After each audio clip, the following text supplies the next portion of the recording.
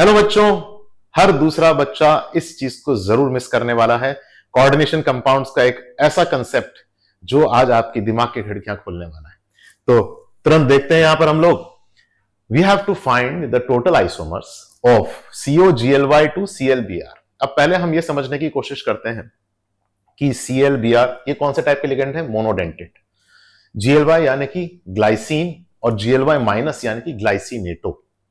तो दो ग्लाइसिनोटो हैं और यहां पर अगर हम लोग देखें तो कोबाल्ट की ऑक्सीडेशन नंबर हो जाएगी +3, क्योंकि GLY माइनस है तो यहां पर क्या होगा -2, -1 और -1। तो नेट चार्ज क्या हो गया कॉम्प्लेक्स पे माइनस। खैर अपने से ये तो पूछा ही नहीं है। अपने से पूछा क्या है कि total isomers of the given compound कितने होंगे। तो अगर आप लोग बच्चों ये कर सकते हो तो पहले आप पॉज करो, अपना आंसर लिखो और उसके बाद फिर आंसर आप देखना कि किस तरीके से मैंने सॉल्यूशन बनाया है। तो देखते हैं यहां पर। तो बच्चों यहां पर हम MAB होल ट्वाइस CD क्यों लिख रहे हैं, क्योंकि ग्लाइसिन एक अनसिमेट्रिकल बाइडेंटेट लिगेंड है जो कि CH2CO- और NH2 यहां से जब कोऑर्डिनेट होता है तो 1 2 3 4 5 एक 5 मेंबर्ड कीलेट बनती है। ठीक है, तो मैंने यहां पे क्या लिखा MAB होल ट्वाइस CD। अब मैं एक ऑक्टाहेड्रल अरेंजमेंट में कोबाल्ट 3+ को अगर लेता हूं तो मैं यहां पर पहला केस लेता हूं जब C ट्रांस D है। तो जैसे ही मैं C ट्रांस D रखता हूं तो यहां पर मेरे पास दो पॉसिबिलिटी है। ऑन दिस स्क्वायर प्लेन मैं AB को ऐसे लिख सकता हूं, AB को ऐसे लिख सकता हूं और मैं इंटरचेंज भी कर सकता हूं। चलिए दोनों केसेस में देखते हैं क्या सिचुएशन निकल रही है। तो यहां पर अगर मैं देखूं तो AB और AB जब मैं ऐसे रखूंगा तो यहां प्लेन ऑफ सिमेट्री आ जाएगी, जिसकी वजह से ये ऑप्टिकली इनएक्टिव हो जाएगा। ठीक, लेकिन जैसे ही मैं इसे BA करता हूं तो BA करते ही यहां पर कोई प्लेन ऑफ सिमेट्री या सेंटर ऑफ सिमेट्री नहीं आएगी, तो ये क्या हो जाएगा ऑप्टिकली एक्टिव। यानी कि यहां पर कितने हो रहेंगे 2 और यहां पर 1, तो C ट्रांस D में टोटल नंबर जो आ रहे होंगे वो होंगे 3। चलो अगर ये बात आपको समझ में आ जाती है तो अब हम देखते हैं C cis D, यानी कि मुझे C और D को सिस में रखना है। तो अब मैं यहां पर क्या कर सकता हूं, AB की पोजीशन मैंने एज इट इज रखी। अब मेरे पास यहां पर क्या सिचुएशन है, अगर आप थोड़ा ध्यान से देखें तो यहां B ऑपोजिट B है, यानी कि यहां A के ऑपोजिट में और A के ऑपोजिट में we have to place C and D। अब ये दोनों पोजीशंस क्योंकि आइडेंटिकल है तो हम C यहां रखें, D यहां रखें, या हम D यहां रखें और C यहां रखें। अब सबसे इंटरेस्टिंग चीज है कि क्या ये दोनों सेम है। Are they same? Answer is no. तो उनके बीच में रिलेशनशिप क्या है? They are related as enantiomers,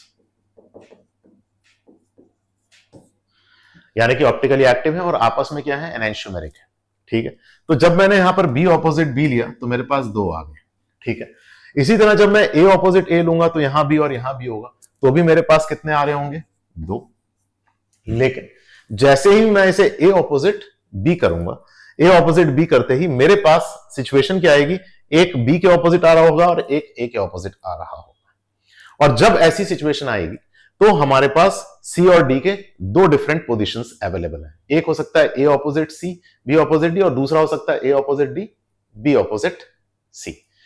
which means मैं बना के भी दिखाता हूं ताकि कोई भी डाउट या संदेह ना रहे। तो यहां पर if I am having AB, ठीक है ना, और मैं यहां पे रख रहा हूं BA, तो आप यहां पर देखेंगे ये B के ऑपोजिट एक पोजीशन और A के ऑपोजिट एक पोजीशन है। तो यहां पर मुझे C और D को प्लेस करना है, तो I can place C here और हियर, D हियर और हियर। इंटरेस्टिंग बात यह है कि इसमें कोई plane of symmetry, centre of symmetry या alternating axis of symmetry present नहीं है, जिसकी वजह से हम इसको कैसे कर सकते हैं कि ये भी ऑप्टिकली एक्टिव होगा और ये भी ऑप्टिकली एक्टिव होगा, यानी कि टोटल यहां पर कितने हो जाएंगे 4। तो बच्चों अगर हम इसे टोटल करते हैं तो 4 + 2 6 + 2 8 + 3 11। So the correct answer is 11।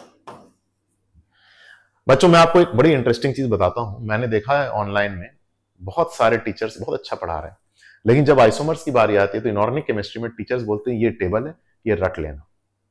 और मैं रटने के सख्त अगेंस्ट हूं। अगर आप JEE एडवांस में टॉप 0.1% में आना चाहते हो तो you don't have to remember these values, you can always evaluate them और कोई मिस भी नहीं होगा। ठीक है, तो एक क्वेश्चन हम लोग फिर ट्राई करते हैं। यहां पर आप लोग ट्राई करेंगे, पॉज करिए MAABCD2 और इसमें आपको टोटल नंबर ऑफ आइसोमर्स करने हैं। तो पॉज करके आप फटाफट एक बार कैलकुलेट करके कमेंट सेक्शन में अपना पहले आंसर लिखेंगे, फिर प्ले करेंगे। ठीक है, तो चलो अगर आपने ऐसा कर लिया है तो हम लोग यहां पे पहले देखते हैं D ट्रांस D। तो हमने डी ट्रांस डी लिया, तो हमारे पास ए एक तरफ फिक्स किया और मैंने एक तरफ बीसी ले लिया है।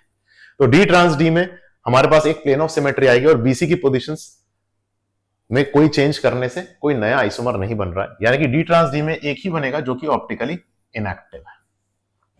अब हम लोग लेते हैं डी सिस डी। तो जैसे ही हम डी सिस डी लेंगे तो हमारे पास क्या सिचुएशन आएगी कि ए ऑपोजिट बी होगा, ठीक है, और एक होगा ए ऑपोजिट सी। इसके अलावा और कोई पॉसिबिलिटी तो है नहीं। तो ए ऑपोजिट बी में जब हम लोग लेंगे ए ऑपोजिट बी, तो हमारे पास सी के ऑपोजिट होगा और ए के ऑपोजिट होगा, विच मीन्स कि हमारे पास एक पॉसिबिलिटी है, लेकिन उसमें कोई भी एलिमेंट ऑफ सिमेट्री ना होने की वजह से वो ऑप्टिकली एक्टिव होगा।